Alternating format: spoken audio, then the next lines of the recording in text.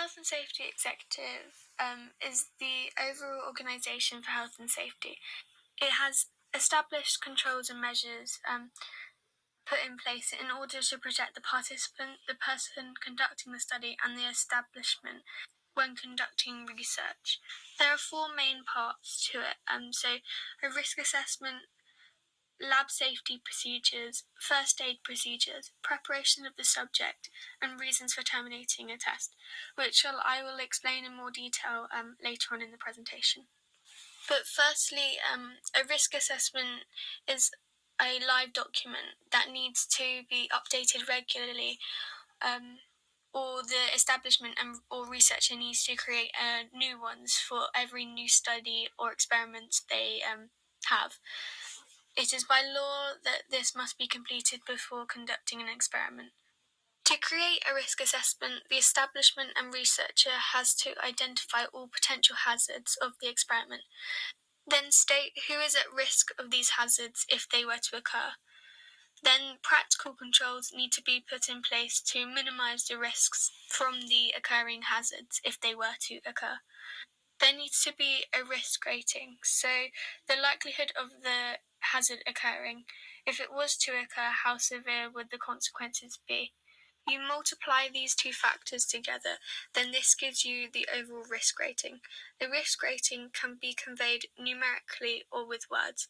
An example is if the likelihood of an event occurring is out of 3, and I said the likelihood wasn't high and I gave it a 1, then if the event was to occur and I didn't think the consequences would be very severe, so I gave this a 1, then the overall risk rating would be a 2, which is very low, so the experiment can take place. However, if the risk rating is over 7, the experiment should not take place at all, as the risk is too high and will be very dangerous for the participants and researcher. In this scenario, the researcher has not done a risk assessment. This is bad practice, as it is a legal document that all establishments must have in order to outline the risks of the experiments and how to deal with the hazards if they occur. In this scenario, a hazard did occur. A participant slipped on a bit of equipment and injured himself. Because there was no risk assessment put in place, the researcher didn't know what to do. And the consequences for this are that the researcher would probably have a formal reprimand and be asked to do some health and safety courses, so that they are made aware of what they did wrong, and so that they know for next time that this is a key part of preparation before an experiment takes place in order to stop hazards like this happening.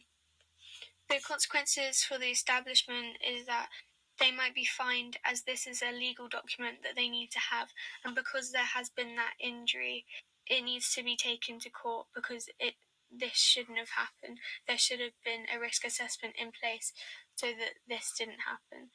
So for the participant, this resulted in him injuring his knee. So this is physical pain. And also because he's a gymnast, this might affect his involvement in future competitions. This is the risk assessment that should have been created before this test took place. As by having this risk assessment, the researcher would have known what to do in order to deal with the participant, and also there would be no legal actions taken against them because they would have had this in place. So that's for the establishment and the researcher. Laboratory safety procedures. So there are certain procedures that the establishment and researcher have to put in place before and during the experiment. Firstly, for safeguarding reasons, there must be a correct ratio of participants to researchers, especially when children are taking part in the experiment. This is so that if any hazards were to take place, then one person wouldn't have to deal with the situation all on their own. So therefore this avoids putting any other participants at risk. Secondly, when working in the lab, the equipment and workspace must be hygienic. This is to eradicate any harm coming to the participants or researcher in terms of infection. Linking to this, all dangerous equipment must be removed after use. So put in a sharps container bin, for example, when using needles. This is to avoid physical harm coming to the participants and the person conducting the test. Within this scenario, there is a procedure that hasn't been carried out, and that is the participant to researcher ratio. There only seems to be one researcher to many participants, and one of the participants gets injured. The researcher doesn't have their full attention on the injured person. This is bad practice, as they are neglecting to care for the participant due to the fact that they can't leave the other participants alone with the equipment. The consequences for this researcher would be a formal reprimand and a review of their lab safety procedures. This is where the researcher would have a senior member of staff talking to them, and then they would review the procedures so that it didn't happen again. However, because the participant got injured, they might demand compensation from the establishment due to the fact that the lab safety procedures weren't in place. So this could cause bad reputation for the establishment due to the fact that one person got injured because there was no safety procedures in place. And like with the risk assessment, this participant got injured, so therefore causing them physical harm, but because also they're a gymnast, it will affect their involvement in future competitions and training. Good practice would be having these procedures carried out before the experiment took place. So making sure that there was enough participants to researchers, and making sure that there was no liquid spilt on any equipment, and making sure the place was hygienic. This would eliminate the dangers caused in this particular scenario, and also no actions could be taken against the researcher because they had followed the procedures and done everything correctly. Linking to this, there should be first aid procedures in place in order for the participants and researchers to be safe if hazards occur and to reduce the risk of the hazards. The first aid procedures should always be put in place before the experiment takes place. Firstly, there should always be a trained first aider present or nearby, and a phone plus medical equipment so that they can call 999, but also help the participant before emergency services arrive. But before the participants take part in the experiment, they should do a health screening questionnaire. This is so the researcher is aware of any potential medical conditions the participant might have, and so that they can be cautious in the experiment so that they don't aggravate the condition. There should be a fire alarm procedure set in place, and then a register to check everyone is there, and so that everyone gets out of the building calmly and safely. All medical equipment must be updated and made sure that it works properly before each experiment, so that when it's needed, it works and is useful. Similarly to the lab safety procedures, because a participant got injured and there was no first aid procedures in place, the establishment would get fined due to the participant wanting compensation for their injury, as the participant shouldn't have been left with no care, no matter how small the injury was.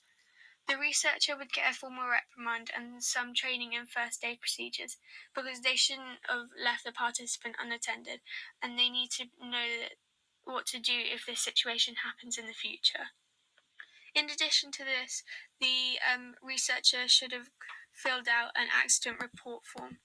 This is where the accident is written down and recorded, so that if any legal action is taken against the establishment and participant, then they have a record of exactly what happened, and then they can use this in the trial so that they can prove their innocence if a participant says that they didn't do a certain procedure or they left them unattended.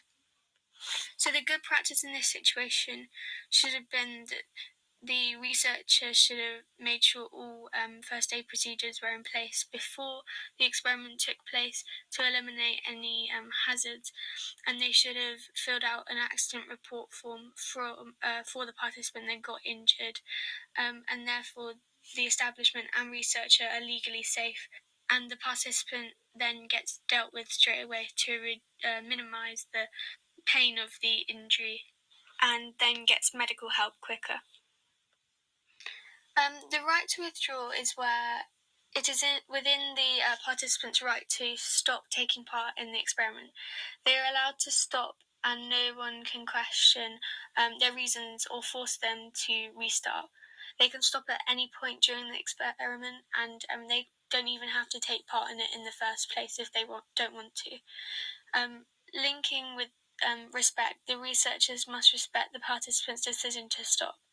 In connection to this, all participants must be volunteers. They must not be forced to do the experiment. It should be their choice.